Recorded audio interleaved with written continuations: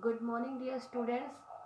Today I will teach you chapter 10 and 11. Okay, and I will send you PDF of word meaning, difficult word meaning. Okay, students, because you can't see the clear on the blackboard, so I will write on the page and send you. Okay, now first of all you have to put the date and put the quotation on both chapter 10 Indian fairs, discipline is your friend, and chapter 11 Indian libraries, you can and you will.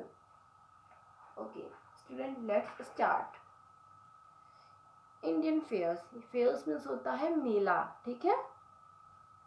Indians are famous for celebrating everything great pomp and show. Fair across India celebrate various culture and seasons. People across the country flock together to make these events larger than life. Okay, identify the fair with the help of the clues given. कह रहा है जो Indians हैं वो किसी भी जो जो भी उनके पारंपरिक जो भी मेले लगते हैं या जो भी कुछ भी वो सेलिब्रेट करते हैं, कोई भी महोत्सव सेलिब्रेट करते हैं, बहुत ही बढ़ चढ़ के करते हैं, बहुत ही धूमधाम से दिखावे के साथ करते हैं. अब कुछ उसमें से कुछ ऐसे मेले हैं जो पूरे भारतवर्ष में जाने जाते हैं और पहचाने जाते हैं, ठीक है. जो संस्कृति के लिए या मौसम की वजह से, जैसे एक सीज़न आता है कि विंटर आ गया, ऋतु आई है, शरद ऋतु आई है, वसंत ऋतु आई है, इस सीज़न के हिसाब से उनके यहाँ मेले लगते हैं, ठीक है. ये पूरे ऑल ओवर वर्ल्ड में लगते हैं, लेकिन कुछ ऐसे मेलों की बात करेंगे फेयर्स की जो पूरे इंडिया में फेमस हैं. People across country flock together to make these larger than life. ठीक है, तो यहाँ पे इतनी भीड़ होती है, उनके जीवन मतलब बहुत ज़्यादा भीड़ होती है, लोग झुंड में इकट्ठे होते हैं. कुछ नीचे आइडेंटिटी क्लूज दिए रहेंगे, आपको पहचानना है. Number 1, the biggest is this is the biggest religious human gathering in the world is one specific place once in 3 years. The religious fair is held in Allahabad, Banaras, Haridwar and Ujjain. कह रहा है ये world का सबसे बड़ा जो gathering होती है, भीड़ इकट्ठी होती है, वो मेला है जहाँ सबसे ज़्यादा भीड़, पूरे वर्ल्ड में सबसे ज़्यादा भीड़ इकट्ठी होती है. और ये एक विशिष्ट मेला है जो बहुत ही 3 सालों पे होता है, और जो सबसे बड़ा होता है वो 12 सालों पे होता है, ठीक है, 12 वर्षों के अंतर्गत होता है. और ये मेला कहाँ कहाँ पे लगता है? इलाहाबाद, बनारस, हरिद्वार, उज्जैन में. Yes, number 1 is Kumbh Mela. Number 2, this is a very colourful and popular fair in Rajasthan. बहुत ही रंग बिरंगा और बहुत ही फेमस है, राजस्थान में लगता है ये मेला. This is the world largest camel fair. ये संसार का सबसे बड़ा कैमल फेयर है. With a gathering of 50,000 camels in one place. It is a camel market where camels are showcased, bought and sold. यहाँ पे करीबन 50,000 कैमल्स को लाए जाते हैं, ऊँट को लाए जाते हैं और इनको दिखाए जाते हैं. इस मार्केट लगता है, इसमें शोकेस में दिखाया जाता है, इसमें खरीदा और बेचा जाता है. This is the Pushkar mela. Number 2 is Pushkar Mela.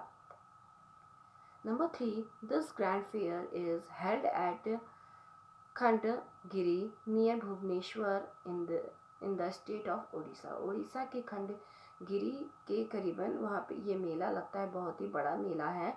It is held in the month of February every year. हर साल फरवरी के महीने में लगता है. During the full moon phase, पूर्णिमा के दिन. It is celebrate on the 7th day of Magh month. Magh Hindi का महीना है, हिंदी में बोलते से इंग्लिश में जनवरी, वैसे जनवरी फरवरी होता है, ऐसे हिंदी में माघ महीने के 7वें दिन लगता है. Where 1000 of pilgrims gather to bath in the holy river Chandrabhaga. Okay, अब कह रहा है जहाँ पे लोग हजारों की संख्या में इकट्ठे होते हैं नहाने के लिए, स्नान लेते हैं इस पावन दिन इस पवित्र नदी में, चंद्रभागा में, चंद्रभागा जो नदी है उसमें नहाने के लिए, जैसे होता है कि नहान है आज, इस तरह से लोगों की मान्यता है। This is the Chandrabhaga Mela, Chandrabhaga Mela. Number 4, this fair is generally held at Anandpur Sahib. ये मेला कहाँ लगता है? Anandpur Sahib, which is historic town, जो एक ऐतिहासिक शहर माना गया है, नगर माना गया है। एंड एट कीर्तापुर साहिब, और कहाँ पे लगता है? कीर्तापुर साहिब में। The fair is a grand affair attend by thousand of Sikhs, और ये जो मेला लगता है, जो बहुत बड़ा उत्सव मनाया जाता है, इसमें हजारों की संख्या में सिख लोग यानी कि पंजाबी जो सिख होते हैं वो लोग इकट्ठे होते हैं। There is a display of material arts in accordance, accordance means होता है अनुसार, with the commandments of the 10th Guru of Sikh गुरु गोविंद सिंह जी। गुरु गोविंद सिंह जी जो उनके 10वें गुरु थे, उनके अनुसार, उनकी आज्ञा के अनुसार यहाँ पे मटेरियल आर्ट्स, जो उनके जो भी मटेरियल्स होते हैं उनको दिखाया जाता है, जैसे कृपाण, इन सब चीज़ों को प्रदर्शित किया जाता है। Okay, now this is the होला मोहल्ला। Number 4 is Hola Mohalla. Okay. Number 5, this is an ancient means प्राचीन fair dating back to the Mauryan Empire. कह रहा है ये बहुत ही प्राचीन है, जो पुराने समय से चला आ रहा है, मौर्यन एम्पायर के समय से, साम्राज्य के समय से चला।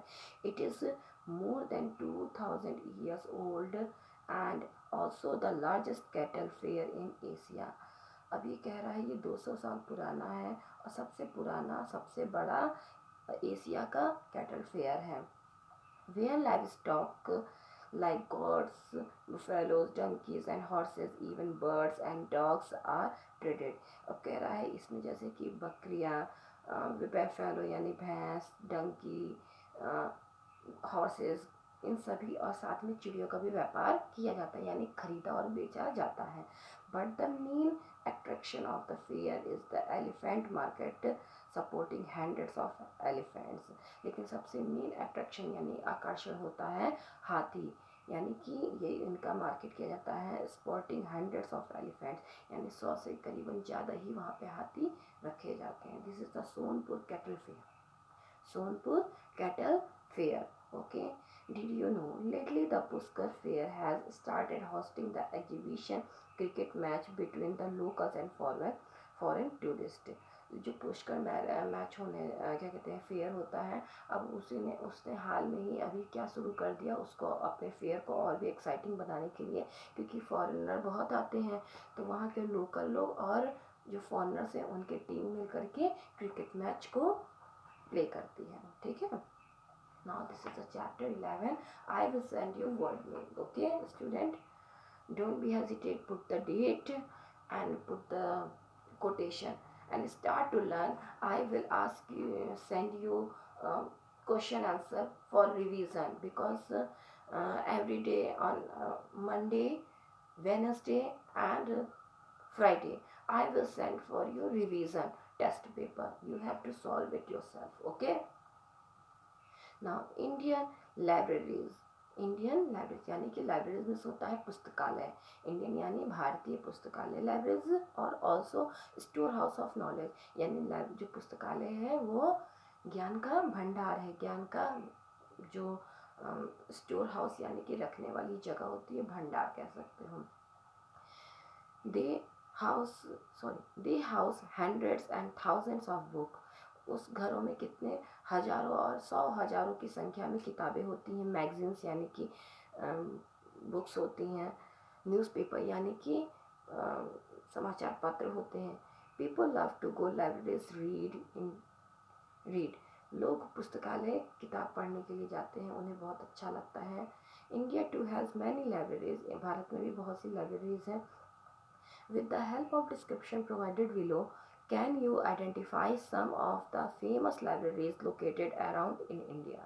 नीचे कुछ डिस्क्रिप्शन दिए रहेंगे, आपको आइडेंटिफाई करने हैं कि वो कौन से लाइब्रेरीज हैं और कहाँ पे स्थित है। ठीक है, उनके बारे में पढ़ते हैं। Number 1, this library is located इन रामपुर, कहाँ पे है? रामपुर में है, उत्तर प्रदेश में। Was built by nawabs of Rampur, Rampur के नवाबों ने बनवाया था। It is a treasure house depicting the bond of Indo-Islamic culture and is now under the government of India. Rampur के नवाबों ने बनवाया था और ये खजाना है किस चीज़ का, पूरे यहाँ पे जितनी भी संस्कृतियों की किताबें होती थी ये सब चीज़ें इनसे, और ये इंडो इस्लामिक कल्चर है से बना हुआ है। ये नहीं है कि बस इसको पुस्तकालय बना दिया गया है, लाइब्रेरी बना दिया गया, ये पूरी लाइब्रेरी जो है वो इंडो इस्लामिक के कल्चर से रिलेटेड है। और इस समय अब इसको कौन चला रहा है, गवर्नमेंट, भारत की सरकार चला रही है। The library is repository, repository means होता है कोर्स, ठीक है। Approx 30,000 printed books literature in Pashto, Sanskrit, Hindi and Urdu and rare illustrated material in Arabic and Persian। कह रहा है इस पुस्तकालय में, इस लाइब्रेरी में करीबन 30,000 से ज़्यादा, 30,000 की करीबन किताबें हैं, या किताबें मैगजीन कह लीजिए, जो पाश्तो, संस्कृत और हिंदी उर्दू के भाषाओं में है, और साथ में अरेबिक और पर्शियन भी है, पारसी लैंग्वेज में भी है। This is the Raja library, this is the Raja library. Number 1 is Raja library. Number 2 the heritage, heritage means विरासत। The heritage structure stands in the center of Mumbai city and was an idea contemplated by, contemplated means होता है विचार, by Albert Session, son of philanthropist David Session. It was designed by J. Campbell and C. E. Gosling in 1870. Yellow mallard stone was used to construct the library. Construct means बनाना, ठीक है। तो कह रहा है ये कहाँ पे स्थित है, मुंबई शहर के केंद्र में स्थित है। और इसका विचार किसको बनाने के लिए गया, एल्बर्ट सेशन को गया, जिन उनके पिता का नाम था फिलेंथ्रोपिस्ट डेविड सेशन, और इसको डिज़ाइन किया जे कैंपबेल ने और जी ई गोसलिंग ने 1870 में। और ये इमारत जो बनी है वो पीले पत्थरों, जो मलाड नाम से फेमस है, उस पत्थरों से इन पुस्तकालयों की बनावट की गई है, ठीक है। This is the David Sassoon library. Very easy, आपको इसको पूरे सिलेबस में, आपको इसके डिस्क्रिप्शन में ही नाम मिल जा रहा है, okay. David Sassoon library, okay. Number 3, this library is located in Hyderabad and was earlier known as Asafia library. ये हैदराबाद में है ये पुस्तकालय, और आसिफा लाइब्रेरी के नाम से पहले जाना जाता था। It is located on the bank of the river Musi. ये मूसी रिवर के किनारे स्थित है, बैंक पर स्थित है। It was given the heritage status by INTACH, इंटैच के हिसाब से इसे एक हेरिटेज भी दिया गया, हेरिटेज का भी नाम दिया गया है हैदराबाद इन 1998 में दिया गया था। This library contains around 5 lakhs books and magazines including some rare palm leaf manuscript। करीबन 5 लाख के करीबन यहाँ पे किताबें हैं, मैगजीन्स हैं, और उसमें से कुछ ऐसी किताबें हैं जो हाथ से लिखी हुई, ताड़ की पत्तियों पे लिखी गई हुई, जैसे पहले पेज तो होते नहीं थे, तो ताड़ की पत्तियों पे हाथों से लिखते थे, प्रिंट नहीं होता था, तो कुछ ऐसी वहाँ पे बुक्स आपको मिलेंगी। This is the state central library, this is the state central library. Number 4, this library is also known as Thornhill Mine Memorial is located at Alfred Park in Prayagraj. Prayagraj यानी कि इलाहाबाद, नया नाम है ना प्रयागराज, इलाहाबाद। ये कहाँ पर है, इसको थ्रोनहिल माइने मेमोरियल के नाम से भी जाना जाता है, और ये अल्फ्रेड पार्क इलाहाबाद यानी प्रयागराज में स्थित है।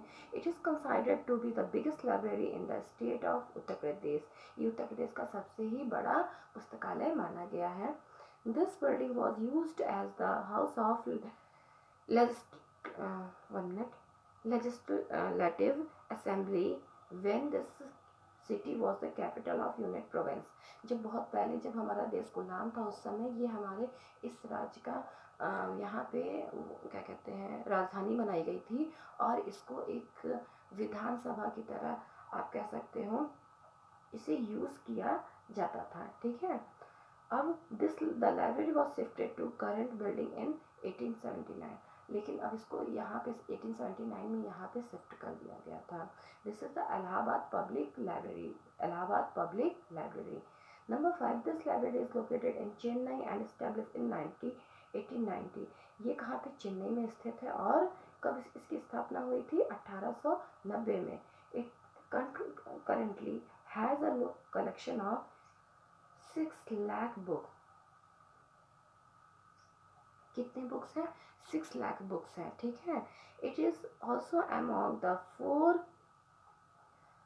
National Depository Libraries of India, where every publisher of India has to send a copy of each publication, book, newspaper, periodicals, etc.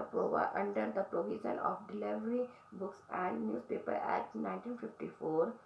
It is also depository library for the United nation. Okay, अब कह रहा है act 1954 के तहत इसमें क्या है कि पूरे कहीं भी अगर कोई भी पब्लिकेशन होता है पूरे इंडिया में, हमें यहाँ पे एक कॉपी अपनी भेजनी जरूरी है, चाहे वो पोएम हो चाहे न्यूज़पेपर हो, सबको वहाँ पे एक कॉपी। ये यूनियन नेशन के तहत में एक न्याय की वजह से है कि कब कहाँ पे क्या चीज़ प्रिंट हुआ वहाँ पे पहुँचना जरूरी है एक न्याय के तरीके से। या भारत में कितनी प्रतियाँ निकलती हैं, कितनी कॉपीज़ निकलती हैं, कितनी चीज़ें हैं, यहाँ पे एक उनको सेंड करना ही मस्ट है साथ में। This is a very huge and very important place of for libraries, यहाँ पे इकट्ठी की जाती हैं। दिस इज द कॉनन मारा पब्लिक लाइब्रेरी, कॉनन मारा public library। Okay, did you know with 168 million item in their list, कितने? 168 millions list, यानी कि उसमें बुक, नॉवेल्स होंगी, newspapers, magazine, everything.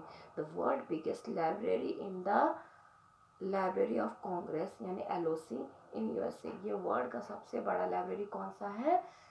Library of Congress, जो कहाँ पे? USA में स्थित है। Okay student, I hope you understand. Please read both chapter because self study question based on your studies। Okay, आप जितने अच्छे से पढ़ोगे उतनी आपका प्रिपेयर होगा। And true false, match the following, fill in the blanks will come। Okay, this is, you have to prepare by yourself। Okay, on Monday, Thursday and Friday, sorry, Monday, Wednesday and Friday, I will take your revision test। Okay student, thank you।